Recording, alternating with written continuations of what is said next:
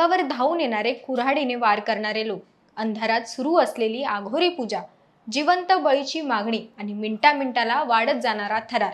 कुणाच्या अंगावर रक्तांचे शिंतोडे उडतायत, कुणाच्या डोक्यावर हळद थापली जाते, कुणी येतं आणि सोन्याच्या राशी कुठं ठेवल्यात असं विचारतंय, तर कुणी थेट हवेत तरंगतं, कुणी हवेतूनच खेचलं जातं आणि विहिरीतलं गुढ आणखीनच वाढत जातंय.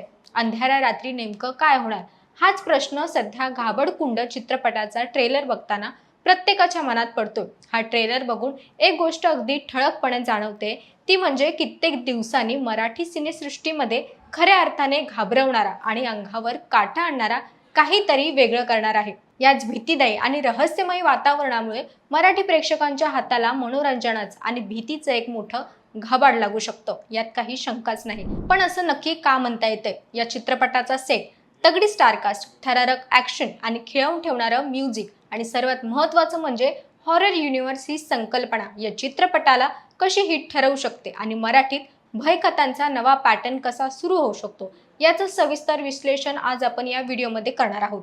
नमस्कार, मी मयुरी आणि आपण पाहतात मुंबई आउटलुक. चित्रपटाचा ट्रेलर पाहताना पहिली गोष्ट जी डोळ्यात भरते ती म्हणजे या चित्रपटाचा सेट आणि सिनेमॅटोग्राफी. ग्रामीण भागातील जुनी वास्तू, अंधारी विहीर आणि आघोरी पूजेचे वातावरण इतके हुबेहूब उभे करण्यात आलं आहे की प्रेक्षक थेट त्या रहस्यमयी जागेत हरवून जातात. तांत्रिकदृष्ट्या हा चित्रपट अतिशय मजबूत दिसतोय. बॅकग्राऊंड म्युझिक आणि ध्वनी संयोजन इतके कमाल आहेत की ते मिनिटा मिनिटाला प्रेक्षकांचे हृदयाचे ठोके वाढवतायत. टीजर आणि ट्रेलर मधील ओरडण्याचे आवाज, मंत्रोच्चार आणि अचानक येणारे जम्पस्केअर्स भीतीची तीव्रता दुप्पट करतायत. यासोबतच चित्रपटाची स्टारकास्ट ही या कथेचं मुख्य कणा आहे. मराठीतील दिग्गज आणि कसलेले अभिनेते जेव्हा अशा प्रकारच्या गंभीर आणि रहस्यमयी पात्रांमध्ये पडद्यावर येतात तेव्हा अभिनयाची जुगलबंदी पाहण्यासारखी असते. कलाकारांच्या चेहऱ्यावरील भीती, त्यांचे संवाद आणि अंगावर शहारे येणारे हावभाव कथेला कमालीची जिवंतपणा देत आहेत. तसेच चित्रपटातील थरारक ॲक्शन सीन्स केवळ